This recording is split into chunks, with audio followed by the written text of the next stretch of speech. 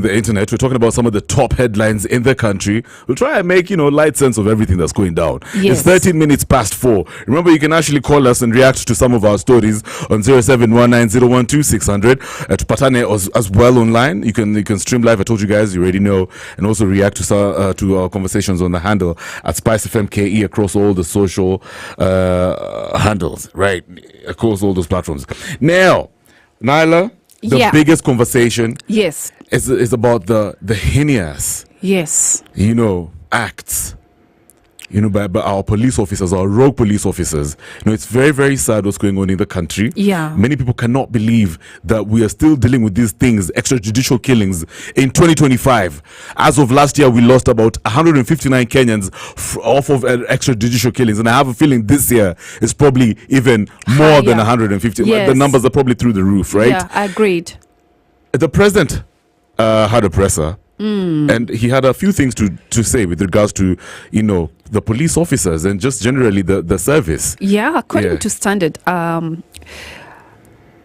President Ruto expresses a firm stance on national security, specifically condemning the involvement of law enforcement officers in criminal activities. He emphasizes that it is unacceptable for those entrusted with maintaining law and order to be part of the very crimes they're meant to prevent. Yeah.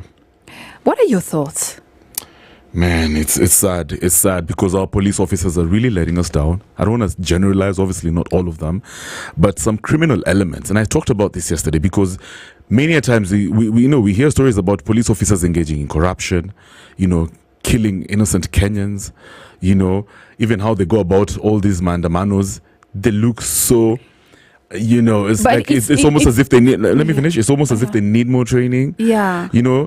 But whatever we saw yesterday was just now a bit too much. Like we've had enough, to be honest. Not a bit, a lot. It was a bit. Okay, well, it was a lot. Yeah. But Kenyans have had it. Kenyans have had it. There's a serious sense of mistrust between the people of Kenya and the police. We've gotten to a point where Kenyans now view the police officers as their number one enemy. There was somebody, must have been Sifuna, I can't remember who. I look on the summer, most guys even feel safer in the hands of thugs than in the police officers' hands. Because, they'll either kill, steal from you. Yeah. Right? A long time ago when we were growing up, we would always feel very safe if we saw a cop around. Do you remember that? I remember, yeah. If you saw crime, you go chap and report crime. Yeah. And now we just feel like we're alone. And something was done. Yes. Law was enforced then. But the corruption, my God, has changed everything.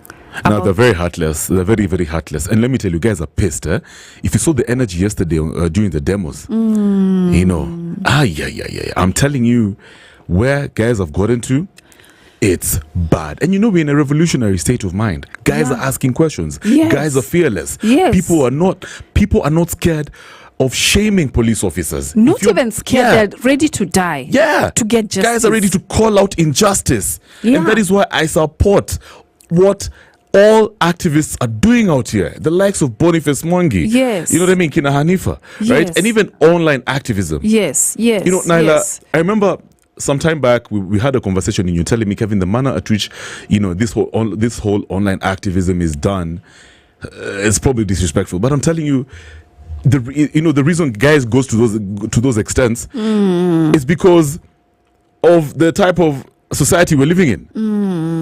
It's a crazy space. It is crazy. Most young guys are not guaranteed a future. No, they're not. Not because they're not smart people. Not because at our agenda they're unhealthy. It's because of the system. What kind of space is this? I agree. We cannot access justice. Some people can't even get jobs. Yeah. It's a bit too much. I agree 100%. We did not beg to live in a country like this. We found ourselves here. This is the only home. This is the only home that we have. Yeah, something is off. And so people have to be held into account. I feel like they've been condoned for so long. Yes. They've been tolerated for so long. They've gotten away with it for so long. Yeah. And people make noise week 1, week 2. Like I said, I think a few days ago, week 1, week 2, week 3, they get away with it, and the country moves on. There's another news item which people are deliberating on, and it never gets addressed.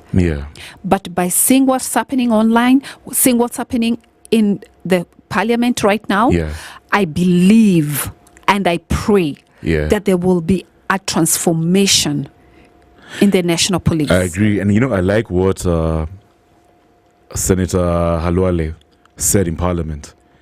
He asked Murgor, the CS of Interior, to resign. He told him, you should not be proud of even serving as a cabinet secretary. Yet, the people who are under your docket are engaging in crime of this proportions, and you're telling Parliament that you have nothing to say at just the only thing you're going to say is people have to be punished.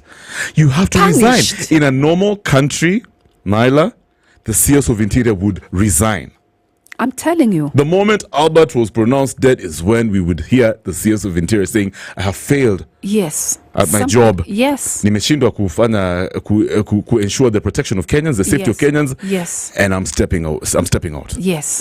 That is what we would expect to see in a normal country. Right?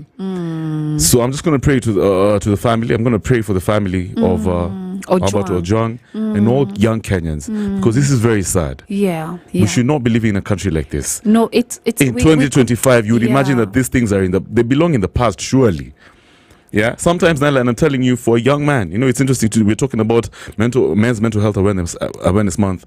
For a young man, a masculine man, if you just get caught up engaging in even just sports, now you're in town. And then the officers just ask you some random questions. People always assume you're never coming back home. Oh my God, that's if you're techward. People start jumping. Your family literally starts jumping into conclusions. They're going to say, you know what? Kevin is not coming back. Oh my God. If you're spotted looking some type of way, you're not coming back. We should not live in a country like this. Shame. Right? Yeah. What a shame. And I pray for me. I just feel the pain of the dad. I just saw in the papers his dad carried his title deed. To just seek his release, only for him to come and get a permit to bury him. Do you know what? That pain? That pain? Oh my God. Do you know what Halwale told Murgor? You don't even know the pain. You don't know. No, he said, you don't know how it feels to raise a son until he's 31 years old, only for him to be murdered just like that.